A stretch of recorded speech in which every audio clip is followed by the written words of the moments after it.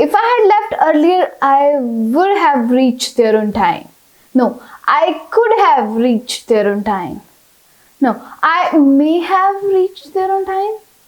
कौन सा सही है? सारे ही सही है, बट सबका मीनिंग अलग अलग है। आज की इस वीडियो में हम देखने वाले हैं कि आप could have, would have, should have, must have, may have, might have का कैसे यूज कर सकते हैं। Let's start। सबसे पहले आते हैं इनकी प्रोनाउंसिएशन पे। देखो, would have को कॉन्ट्रैक्ट करके हम बोलते हैं would have, would have, लिखते भी ऐसे हैं would have, could have, could have, should have, should have, may have, may have, might have, might have, must have, must have। Okay और अगर ऐसे ना बोला जाए तो एक छोटी सी ट्रिक है, ये समझो कि would have नहीं would of है, और of को हम क्या बोलते हैं? of। तो इसको बोलो would have, would have, should have, could have, okay, could have, could have, might have, must have, may। First thing first, would have। would have का हम यूज करते हैं हाइपोथेटिकल सिचुएशंस में, जहां पर हमने बोलना होता है कि ये काम 100% हुआ होता अगर ये कंडीशन फुलफिल हो गई होती तो। ठीक है, ये काम यहाँ पर पॉसिबिलिटी 100% होती है उस काम की होने की, बट एक कंडीशन फुलफिल होनी चाहिए। जैसे कि आपके फ्रेंड्स कोई मैच खेल रहे थे और वो गेम हार जाते हैं, और आपको बोलना है कि अगर तुमने ज्यादा प्रैक्टिस की होती तो तुम जीत गए होते 100%। ठीक है, तो ये जो कंडीशन है ज्यादा प्रैक्टिस करने की, अगर वो फुलफिल हुई होती तो तुम पक्का जीत गए होते, 100% जीत गए होते। तो आप बोलोगे if you had practised more you would have won the game. If you had practised more you would have won the game. तुम जीत गए होते। Would have, should have, could have, सबके बाद में वर्ब की थर्ड फॉर्म आती है हमेशा। ओके, एग्जाम्पल्स और देखते हैं। अगर तुमने मुझे बताया होता तो मुझे याद होता। तो ये जो कंडीशन है बताने की, अगर ये फुलफिल हुई होती तो डेफिनेटली 100% मुझे याद होता, पॉसिबिलिटी 100% है। Okay, if you had told me I would have remembered. ठीक है, आज मैं जिम गया होता बट मेरी बैक दर्द कर रही थी सुबह। I would have gone to the gym but my back was hurting a bit. अगर कुड हैव की बात की जाए तो कुड हैव के दो यूजेस है। फर्स्ट, पास्ट की एबिलिटीज बताने के लिए। इसका क्या मतलब है? देखो, पास्ट के अंदर आपके अंदर एबिलिटी थी कोई काम करने की, आपके पास में सारे रिसोर्सेज थे, बट फिर भी आपने वो काम नहीं किया तो आपको थोड़ा सा रिग्रेट हो रहा है और आप बोल रहे हो कि मैं ये कर सकता था। वहां पर हम कुड हैव का यूज करते हैं। जैसे कि देखो, आपको एक नया लैपटॉप लेना था। ठीक है, आपके पास पैसे आ रहे थे, आप पैसे बचा सकते थे। आपके पास पैसे आ रहे थे बट आप उनको साथ के साथ खर्च करते जा रहे हो, और जब लैपटॉप लेने की बारी आई तो आपके पास पैसे नहीं थे, और अब आप बोल रहे हो कि मैं पैसे बचा सकता था लैपटॉप खरीदने के लिए। तो आप बोलोगे I could have saved enough money to buy a new laptop. ठीक है, समझ में आया अभी? एक और एग्जाम्पल देखते हैं। आपकी ऑफिस की एक पार्टी थी, आपके फ्रेंड्स ने बोला कि आ जाना, तो आप जा सकते थे क्योंकि आपके पास कोई और काम नहीं था, और आपने बोला कि मुझे नहीं जाना।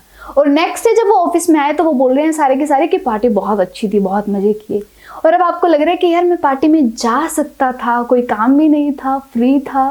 तो आप बोलोगे I could have gone to the party. ठीक है, और कुड हैव का दूसरा यूज है हाइपोथेटिकल सिचुएशंस में 70% पॉसिबिलिटी के लिए, जहां पर आपको बोलना है कि अगर ये कंडीशन फुलफिल हो गई होती तो 70% चांसेस थे कि ये काम हो सकता था। जैसे कि सेम एग्जांपल लेते हैं, आपका फ्रेंड खेल रहा है, एक मैच है, एक गेम है, और वो हार जाता है, और आपको बोलना है कि अगर तूने ज्यादा प्रैक्टिस की होती तो तू ये गेम जीत सकता था, 70% चांसेस थे। तो आप बोलोगे if you had practised more you could have won the game. ठीक है, एक और एग्जांपल देखो। अगर मैंने घर साफ किया होता, अगर ये कंडीशन फुलफिल हुई होती तो मैं मूवी देखने जा सकता था, 70% चांसेस थे। If I had cleaned the house I could have gone to watch the movie. Okay, next we have may have and might have. अच्छी बात यह है कि इन दोनों का यूज बिल्कुल सेम है। हम इनका यूज करते हैं पास्ट में 30% पॉसिबिलिटीज दिखाने के लिए। जैसे कि देखो, एक मीटिंग चल रही है और आपके फ्रेंड को वहां होना चाहिए था बट वो वहां नहीं है, और आप अंदाजा लगा करके बोल रहे हो, जस्ट आप श्योर नहीं हो, बस थोड़ा सा आपको लग रहा है ऐसा कि शायद वो मीटिंग के बारे में भूल गया होगा, तो आप बोलोगे he might have forgotten about the meeting। ठीक है, he might have forgotten about the meeting। एक और एग्जाम्पल से समझो, आपका फ्रेंड है, उसकी फाइनेंशियल कंडीशन ज़्यादा अच्छी नहीं है, बिल्कुल भी अच्छी नहीं है, और आपकी भी ठीक ठाक है, और उसको ना हेल्प चाहिए थी, उसको पैसे चाहिए थे और उसने आपको नहीं बताया और आपको बाद में पता लग रहा है, तो आप बोल रहे हो कि अगर उसने मुझे बताया होता तो शायद मैं उसकी हेल्प कर पाता, शायद मैं उसकी हेल्प कर पाता। 30% पॉसिबिलिटी है क्योंकि आपकी खुद की फाइनेंशियल कंडीशन ज़्यादा अच्छी नहीं है, तो आप बोलोगे if he had told me I might have been able to help him। उसकी हेल्प कर पाता, 30% पॉसिबिलिटी है। आपका फ्रेंड है, उसको कॉल कर रहे हो आप, वो कॉल नहीं उठा रहा है और आपको लग रहा है ऐसा कि शायद उसका फ़ोन गुम गया होगा, 30% पॉसिबिलिटी, आप श्योर नहीं हो, सिर्फ एक आइडिया लगा रहे हो कि ऐसा हुआ होगा, तो आप बोलोगे he may have lost his phone। he may have lost his phone।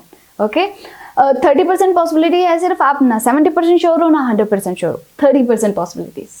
Quick revision, if I had left earlier, अगर मैं जल्दी निकल गया होता, I may have reached on time, 30% possibility है कि मैं टाइम पर पहुंच गया होता। I might have reached on time, again 30% possibility है कि शायद मैं टाइम पर पहुंच गया होता। But if I had left earlier, I could have reached on time, 70% possibility है मैं टाइम पर पहुंच सकता था। And if I had left earlier, I would have reached on time। मैं टाइम पर पहुंच गया होता, 100% possibility. Next we have should have. Should have के हमारे पास में 3 यूजेस हैं। फर्स्ट यूज है to regret about your own past mistakes. जब आप बोलते हो कि यार मुझे ये नहीं करना चाहिए था या फिर मुझे ये करना चाहिए था, जैसे कि आपने अपनी मम्मी से की बदतमीजी से बात और अब आपको लग रहा है कि यार गलत कर दिया, गिल्टी फील हो रहा है और आपको लग रहा है कि ये नहीं करना चाहिए था, मम्मी से बदतमीजी से बात नहीं करनी चाहिए थी, तो आप बोलोगे I shouldn't have spoken to mom like this.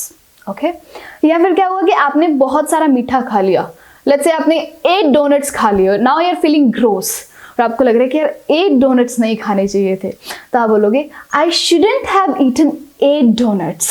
Okay, दूसरा यूज है किसी को ब्लेम करने के लिए कि तुझे ना ये नहीं करना चाहिए था या फिर तुझे ये करना चाहिए था। जैसे कि आप और आपके फ्रेंड्स मिलने वाले हो कहीं पर और वो आप चले गए वहां पर और वो नहीं आया है, उसने 1 घंटा वेट करवाया आपको, फिर आया है और आप उसको बोल रहे हो अगर तू 1 घंटा लेट होने वाला था तो मुझे पहले कॉल कर देना चाहिए था तेरे को, you should have called me, है ना।